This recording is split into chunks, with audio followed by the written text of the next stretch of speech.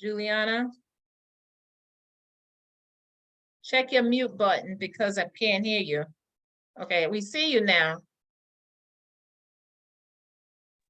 Unmute. Juliana, you can hear me now? Juliana? Okay, can you hear me now? We hear you. We hear you. Welcome to our updated 8. We're ready for you, Juliana. Okay, thank you. I'm actually sitting on the floor in my son's new house and helping them move in. So, but we've had I'll try to quickly so we don't keep everyone too late tonight. But had a very busy last few weeks, just unbelievable, amazing. And and I actually had an opportunity this morning. Was so exciting that the Board of Nursing invited me to join their board meeting and to give them an update on all of the legislative update, which was just really exciting to be able to join them because we've got a lot of legislation that, of course, impacting them. And we are actually working to advocate on behalf of many issues impacting directly even the Board of Nursing, because if we can help the Board of Nursing, then it helps us, right? As far as removing barriers on them, such as we've so far in the budget, state budget, it was introduced originally by the governor, and then the House released their version of the budget the first of this week. And then now they will approve, once it's approved, and it goes over to the Senate. And now the Senate is already working on their version of the budget. The House approved their version. This is the big budget, the 2024. Starts June the 1st of 2023, goes through, starts July 1st, goes through June 30th of next year. Okay, so, but we were able in the House, they are recommending for the Board of Nursing 2 additional analysts and a full-time education consultant. They only had a part-time education consultant, and this will give them 2 full analysts. Now we've got to work to keep that in now in the Senate, but that is so far, that's what they asked for, that they needed, and that we were able, by working with the Secretary of State's office and the legislature, to get that in the recommendations for the House version of the 2024 budget. They were, and the Board of Nursing so appreciative that we're advocating on their behalf. Also, in that budget, we also have worked on what's called House Bill 520. That's the mental health bill. You remember last year we had the 1013 bill. That was a mental health parity bill that was the first of its kind ever to pass in the state of Georgia. Well, this year, now they're continuing on. They didn't get, that was the big bill last year, but they've got just as big a bill this year. It's over 50 pages. And we were able in that bill to get language in the House version for what's called the Alternative Discipline Program, that the Board of Nursing, again, had asked us if we would to maybe advocate on their behalf to get language that would create that with the Board of Nursing. And they did put the language in the House. Now we've got to work. I talked with Representative Mayor Margaret Oliver yesterday. And so she said, she does not have any idea what the Senate, what they have in mind, because now they can put in or take out, they take that bill, the House Bill 520, and now they will take it. So we've got to work to make sure that we keep that language in that bill. Also, we were so excited, and Dr. Lisa Augerberger especially was excited because of all of her hard work on data collection, that also had a section that includes data collection through and it lists all the various boards, which includes the Board of Nursing, and that it mandates that they collect, those licensing boards, they collect data relative to age, race, gender, ethnicity, languages spoken, location of practice, and license type. And that was included in this House Bill 520 also. So we'll be working in the Senate to try, and it was assigned to the Senate HHS committee with Dr. Watson, but they have actually set up a subcommittee, and I got the list of the subcommittees. So we'll be lobbying each one of those individuals to keep all of that in this House Bill 520. So then moving right along to our bills. Okay, now we were able, Monday was crossover. We thank so much those that came and joined me at the Capitol that to help advocate on your behalf, took their time to come down and donate their time and to work. And even Dr. Lisa Ackerberg all the way from Mississippi drove so that she could be here to advocate on your behalf. Yay, thank you, Lisa. And then we had Dr. Michelle Nelson and Robin Pington. And it really helped because they were actually sending in messages, to our legislators saying, please pull up our bills. We had our APRN licensure bill. Now, remember the first bill, House Bill 215, it passed earlier unanimously out of the House. Now it's sitting over in the Senate HHS committee now. Okay, so so on Monday night on crossover, we were able to, Senate Bill 216, we were able to actually get it out, 164. I got too many numbers running in my head. Senate Bill 164. That was the APRN licensure bill, the same language as the 215 that had already passed out of the House. We were able to get it passed out of the Senate, and actually it was historic. We've had so many historic moments this year. It's just scary sometimes. I'm thinking, oh wow, we're going to wake up. I mean, this is just number one, to get our APRN licensure bill through so early over into the Senate. And then we got our, you've heard stories of us with you and your leadership being down at the Capitol till midnight. We've had bills pulled up at 12 o'clock midnight to get it passed. We were finished on crossover by 5:30. I mean, never have we ever had all of our bills through by 5:30 on crossover. So we got the licensure bill 164 came out of the Senate. Now it's over in the House. It's in the House Health Committee. So we got our licensure bill, one sitting in the House, one sitting in the Senate. So, but we got to get one of those bills passed by the last day of the session, which is the end of this month on March 29th. Also, the Schedule 2 bill, House Bill 557, we were able to get it out of the House and get it passed also. And now the PAs they're taking the lead on that, but we're working together as a team in fact, we had to go and a few of us and start pulling legislators out of the lines because we heard that unfortunately our Gwinnett legislator, Dr.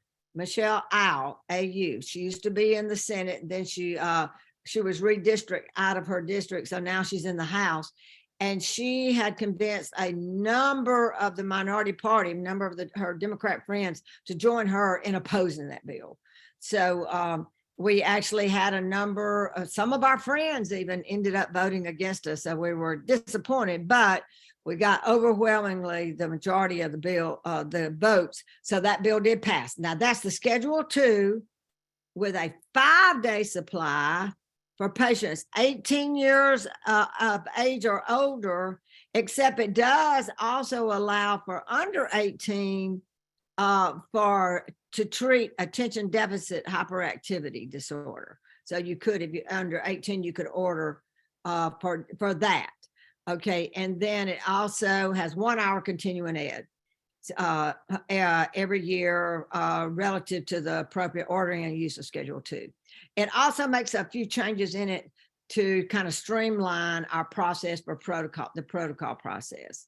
So we're really excited. So we got those bills. We're working on those now because we got the House bill. Now it's over in the Senate. So, and it's in regulated industries. So that's kind of a new first for us in the Senate to get that bill assigned to regulated industries. That felt like we'd have a little better chance in regulated industries than we would in HHS, because we knew the positions that in HHS were opposed to the Schedule 2 bill. So we'll be working, we've got the next couple of weeks, we're going to be working very hard to get that House Bill 557 out of the Senate and get one of our APRN licensure bills out. Also, we've been and we're working together this year too, working I'd say more than we ever have in the past. Your lobbyists we have our GNA lobbyists, we have our UAPRN lobbyists, which also Aubrey Valines works along with me to represent UAPRN, and also represent, of course, the Deans and Directors Association. And then we have the PA lobbyist. Okay, so we're working together as a team, along somewhat also with the nurse, the certified registered nurse, excuse me, nurse anesthetist. They have their own association and their own lobbyists, and we're also working with them. Unfortunately, they've had two bills. They had one in the Senate, one in the House, and they were not able to get those two bills. The bills did not pass out of either the Senate or the House committee. But I wouldn't, we don't give up till midnight on sine die, the last day of the session. So we pledged our support. They're looking to see, I guess, we've not discussed this in detail, because at this point, this is the time that you don't always share what exactly what you're looking at, where there's other vehicles. So we don't know exactly what their plans are right now. Whatever it is, we support it. We will certainly be supporting them in their endeavors, and hope that they're able to get something through this session. We have also just a number of other miscellaneous bills. The Safe Hospital Act, House Bill 383. Now, GNA is working, and they're taking the lead on that bill, and that will enhance the penalties for aggravated assault and aggravated battery committed upon emergency health workers. And it's been expanded now to all healthcare workers, like in a hospital or in other facilities. But originally that was passed several years ago, and it was just for emergency health workers. Now it's been expanded to all healthcare workers in certain locations. So we're really excited, and GNA is working hard on that bill. And like I said, they're also working and assisting us on both our APRN licensure as well as the Schedule 2. So we're working together as a team. Then we have also House Bill 308, which is your tax credit for preceptorships. And that's actually expanding that tax credit somewhat, not a lot, but it does expand it somewhat. So anything we can do to incentivize those healthcare workers serving as preceptors is certainly a step forward.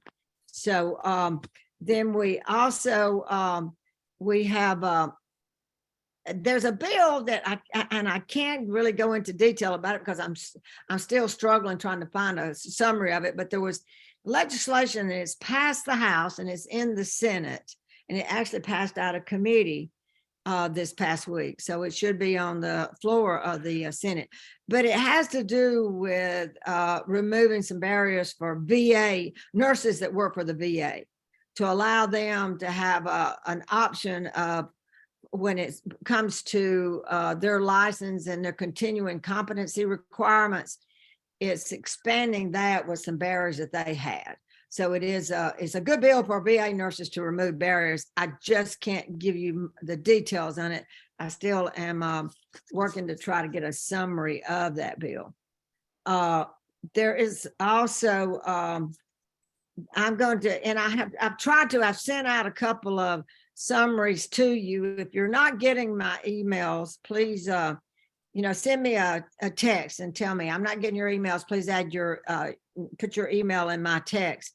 So my number is 770-713-1249. There are a couple of other bills that I want, I look at the summary that I send out, that actually have to do with removing some of the barriers off of nurses that are coming in from other states and trying to get their licensure here in the state of Georgia.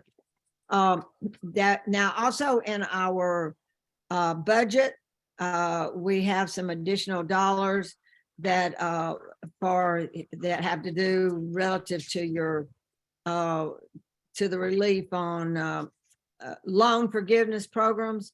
There's some of those dollars in the budget. Of course, I don't go into too much detail right now because remember, just the House version has been approved.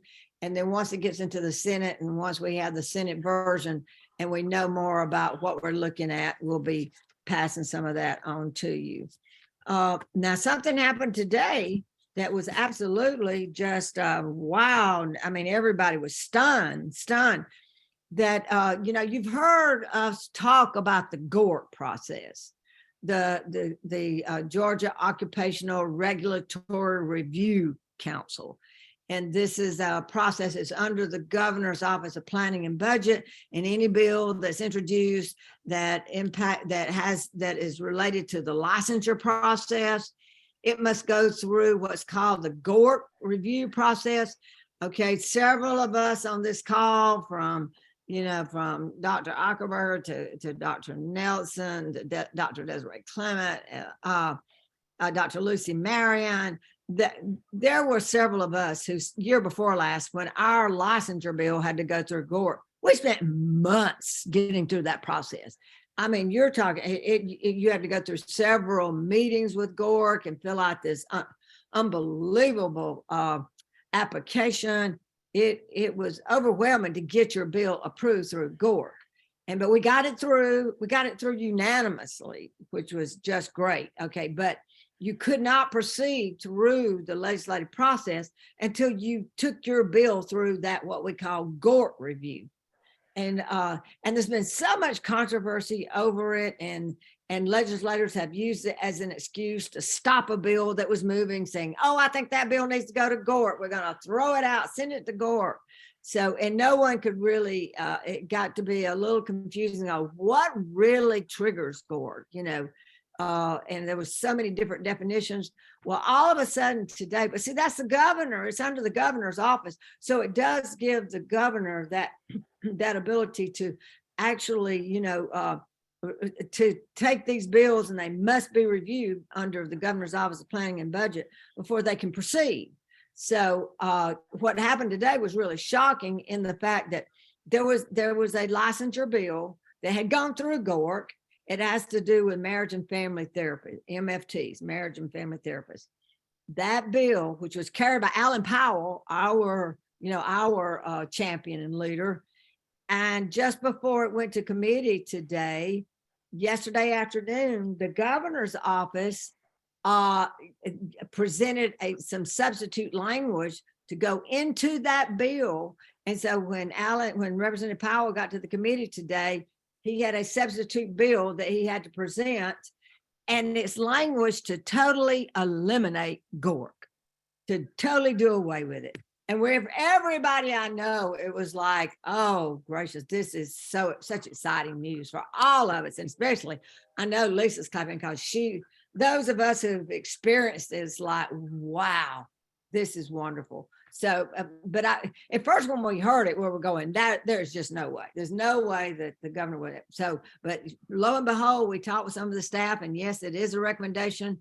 So I told Alan Powell, I said, well, congratulations. This is the first time ever that you are now joining, and you and the governor have a joint bill. So, and so I'm sure that bill will move quickly.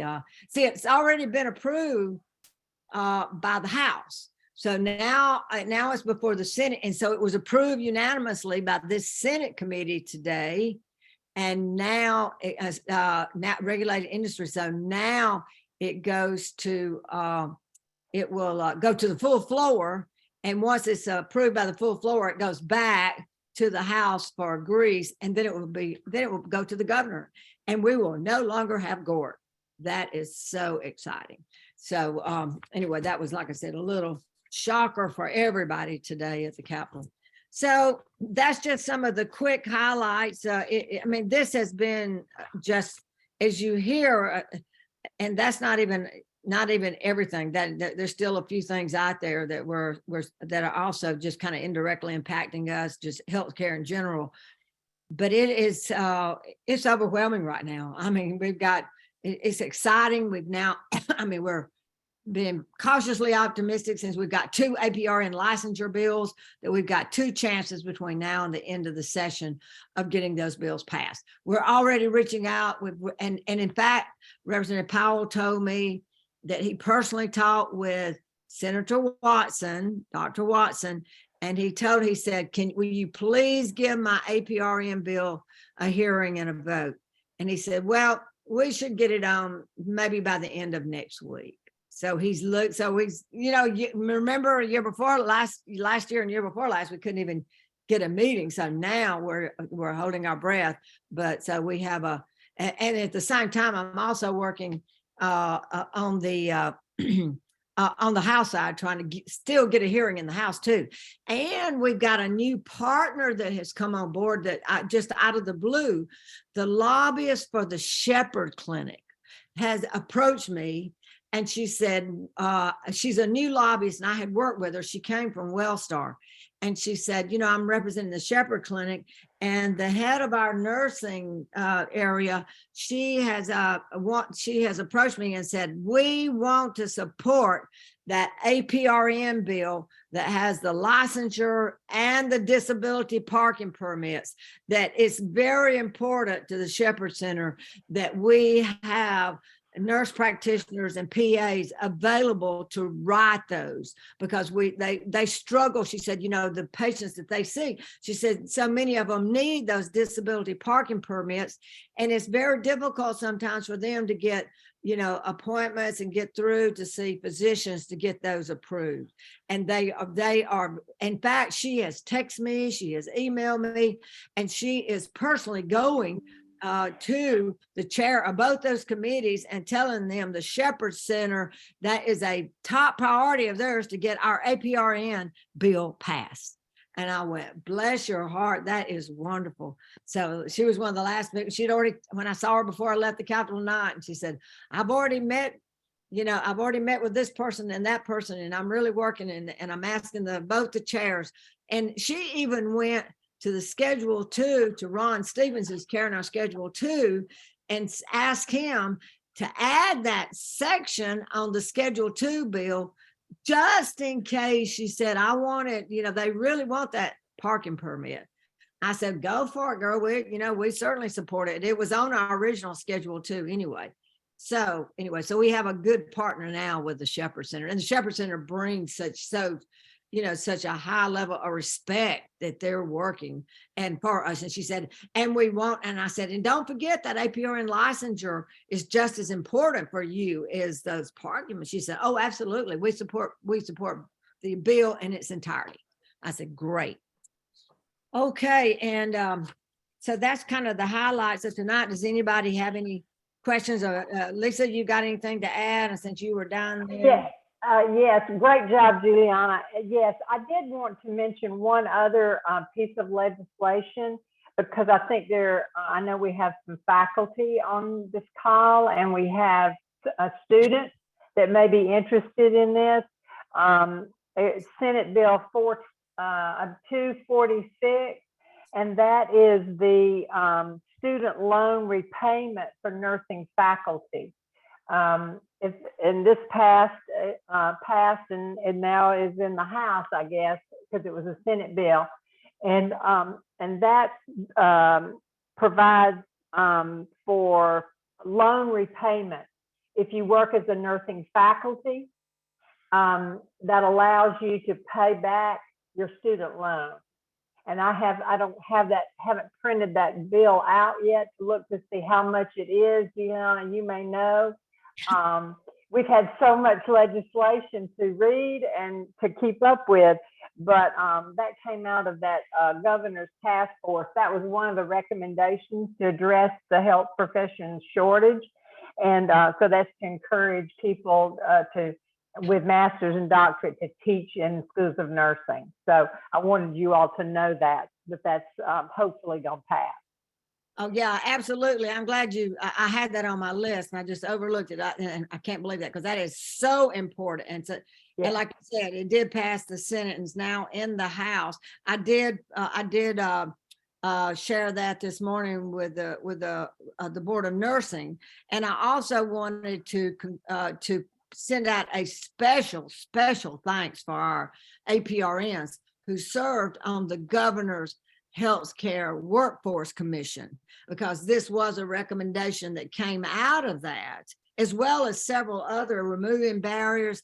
That the work that they did was absolutely wonderful, and the time that they spent, and the legislature is really taking, I know that's one of the reasons that some of our nursing legislation is getting more attention than it ever has, is because this was a governor's appointed commission, and all the recommendations and all the hard work they did, that they're really listening to it. And this was one of the recommendations, that alternative discipline program that we were able to put into the mental health bill. That was another recommendation. And we have several. I wish I had, I want to send a copy out again. I think I sent it out one time, but I want to follow up and highlight our APRNs that served on that and that gave their time to, kudos to them and our very, several of our good friends that served on it. Yeah, right? Sean Little Sean Little. and Tanya Sudia. Yes. Those are two that I remember.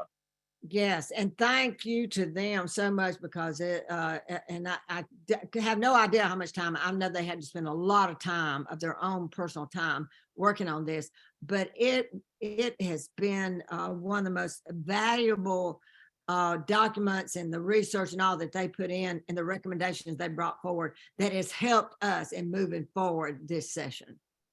Absolutely. I know we've gotten three of these bills are directly related to that report. Right. And I haven't gone through the budget is so long. I was up till almost midnight last night trying to go through part of it, but they should have the dollars. And it was a large amount. This was not, it has that they would have loan forgiveness up to a certain amount, but it was over a 5-year period. It was a lot. It was a huge amount. It's not like just a little small amount. It's something very attractive for nursing students to seriously consider and helping to pay off their debt by agreeing to teach for a period of time. And I will tell you that I made the presentation to Gort, and in the presentation that we did to Gort, it had the licensure bill, the APRN second licensure, it had the disability placards, and it had the mandating of nursing workforce data. And Gort denied our workforce data collection.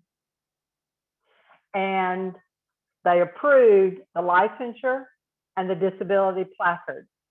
And so they denied us moving the legislation forward for workforce data collection. And when we went back, when Juliana and I went back and told the legislators that they had done that, they were furious. And so she and I were talking about, we chuckled, we wondered if that had anything to do with them eliminating Gort. And because there are now, 3 bills. One got passed into law to mandate workforce data collection, and now there's 2 separate bills to collect workforce data collection this time. Yeah, and I talked with Grant Thomas today. He was making his budget presentation, and I was there, and I thanked him for all of his hard work on the and in helping with that also, because he testified even last year before the committee, encouraging the including that in the 1013. So hopefully, after Lisa's, how many years has you been working on trying to get this? Yeah, and I I told Grant Thomas, I mentioned your name to him, and I said, you know, we've been working so many years, and especially people like Dr. Lisa Eichelberger, and he said, we've got to have it. We just got to have it. And I said, thank you so much for jumping on and being a champion for us too. So it's taking a team effort. Things like this, you know, no one person, you know, it just takes it takes a lot of time and dedication and days and nights. And I hope all of you, you know, and our entire nursing community out there need to they owe so much to people, you know, like Dr. Eichelberger and Michelle Nelson and Desiree Clement, and even your Molly Bachtel, who's on the other side of the world now, who was just, she was so passionate about all of this. I wish she was here, don't you, Lisa, to see all of this. Yeah. And she does keep up with us, you know, from it. And now we've got these, and we're so excited because of the changes through UAPRN and well, of course, and Dr. Michelle Nelson now, who's the Energizer Bunny, who never stops. She keeps on ticking, you know, and I say she's the Energizer Bunny on steroids. And I think she had a conflict tonight, so she's not with us, so we can talk about her while she's not here. But she is, she's been also a driving force, I know, with me. She never says, you don't ever try to say you can't do something she wants you to do. You might as well just don't waste your time, because you're going to do it. Just go ahead and do it, because she is such a leader. And now we've got, you know, Ashley and the leadership. And it's so exciting with your UAPRN organization now, with the new leadership and the mechanism they've set up now, with, you know, with your co-chairs, you know, with Regina and Robin. And I mean, it's just amazing what they've done in such a short period of time. And it makes all of this coming together and now I'm having, you know, individuals even reaching out to me and wanting to come to the Capitol. So we just got to keep this energy and just multiply and multiply, because we're going to get there, and we're making our steps, and we're taking a bite out of that apple, a little bite at a time. And hopefully this time we'll take a big chunk, I'm hoping, this session. And but like I said, it takes a family. It's not one person, you know, it's not even a couple. It takes, and all of you working together. I thank each and every one of you. And it's just like the other night, like when Robin was sitting there, and we looked like the Clampetts come to town. I mean, we were the only ones at the Capitol. I think we had our wagon, and we set up chairs. We even had a folding chair and tables, and we were set up for the evening, and with our snacks that Robin brought. But I had them both, they were all three of them were texting in, because now they have those relationships with legislators. And I'm talking about legislators in key positions, that they were texting them messages to them. Hey, this is Robin, you know, remember, you're my senator. Please help us get this bill called up. And it was just amazing. Not too long after these messages went in, you know, that our bill, you know, was called up. And they're sending out thumbs up or on it, or recognizing. And see, those things don't happen overnight. They have cultivated those relationships. They have built those relationships to the point now they have their cell phones. They have so that they can send a text directly into them. You can't send an email. They get hundreds and hundreds of emails, but when they have that personal cell phone, and they text it, and they immediately get a thumbs up. They were listening to them. So that's so important. Thank you. Thank you. Okay, any other questions or comments? Juliana, thank you so much. Lisa, you have something? I just wanted to tell you that the GNLC Data Advisory Committee, we've revised the nursing workforce survey that all nurses fill out when they relicense every year, the workforce survey, the optional one. And we've been doing that ever since the GNLC has been created. We've done it, this is the third time now, and we submitted it to the Board of Nursing. Today at the Board of Nursing, as I understand it, I was not able to attend the meeting today to hear, but according to what Tara Taylor, the executive director, told me, at today's board meeting, they created a committee of the board. We had asked them, we being the GNLC, had asked them to make a subcommittee on workforce and to let the GNLC, a data advisory committee that's made up of all PhD data experts who've been doing this work for 10 years, serve as that committee. They chose to let the CNOs let the committee be chief nursing officers of hospitals. And that committee would be the workforce committee. And they will review the workforce survey. So that was their decision today made. So I'm real concerned because Chet Bashin is reviewing the that workforce survey right now, and the Board of Nursing must make a recommendation to Chet what questions are going to go on that survey before the next relicensure comes out. And there's two parts. The top part is going to everybody, doctors, marriage and family counselors, nurses, everybody that's on that mandated list. And then there's a set of questions that are just given by each board. And the Board of Nursing would have those questions that they could tell Chet which ones they wanted. And those were the questions that we had recommended, we being the GNLC Data Advisory Committee that's been doing it for 10 years. And that was on the list. And so we're just concerned now that that delay is we're going to miss that window of opportunity. So anyway, that was their decision today. So I wanted to let y'all know. Thank you, Lisa. You're welcome.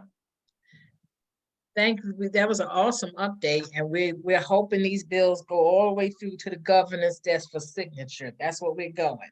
Okay. So and we're doing this because as a group, we're trying to get more involved and get the support that we need. Over the weekend, Saturday, we were in Columbus. They had their conference, which was phenomenal, just phenomenal. And we met a lot of people. And I see Pam Shaw is on it. Want to thank her for giving such a great conference. And we met, Pam, you want to give us an update? Robin and I was able to talk to the group, letting them know what's going on far as our legislative update and how to get involved. But Pam, do you want to make a statement about what's going on? Hey guys, yeah, we had our conference last Saturday, and I want to thank everybody that came out, and we're just hoping to continue to do what we can, Regina, here in Columbus, to support our group and our efforts. What Robert and I would like to happen is we're trying to get all chapters involved. We are getting ready to have another legislative workshop. April 15th is going to be at Northside Hospital from 8 to 2 in the afternoon.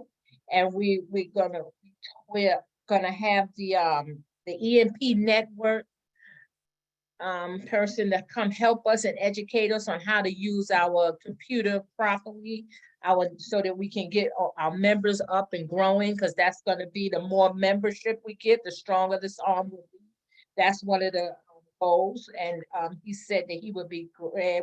We're gonna do like a lunch and learn so that he can educate us on how to use this EMP network properly and so that we can grow. Because we were like, our goal is for every nurse practitioner who finish a program in the state of Georgia, be a part of the UAPRN. We want to be just as powerful, if not more, than the doctors. That's the goal, since there's so many of us. So on our legislative workshop, the second one, it was gonna have a live version. We can have up to 75 people, and we're gonna have a virtual component. During that, we are putting together on that website, the EMP website, buttons and tabs that we can donate to our PAC. Because you see all this hard work that is being done by our lobbyists, and when they go out here and they're talking to these different legislators, they have to have money. And so we have to donate. So we're going to ask for a $25 donation minimum to come to these events, because they are free events, but we're trying to grow our organization. So we're going to have that. We're also going to have somebody from a membership of BLN Bond come talk to us, the Board of Nursing. They want to be involved, and we definitely want them to be involved so that we can strengthen our numbers here. So we're going to have Dana Hickman, who's going to come and talk to us about the PAC.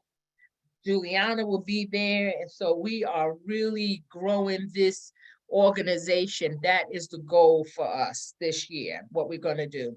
We also have a state conference coming that's going to be in Jekyll Island. You know, and we're working on that right there. Ashley is working on that. So we're excited about so many things that we have going on. We want to continue supporting our lobbyists. We want to continue supporting the PAC, and we want to continue supporting each other. Okay, so that we will all, and every time we meet with our meetings and so forth, bring more nurse practitioners, invite them, educate them about what's going on. We want to share this knowledge, because a lot of times people just don't know. So I'm going to open this floor. Does anybody have any questions?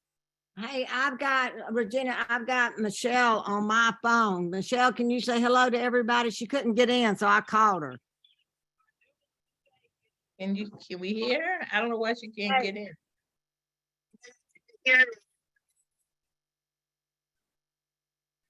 We can't hear her. Could she try to come in now? I'll see if I can let her in the waiting room. Because I don't see. Oh, she's driving. Well, we can't hear her.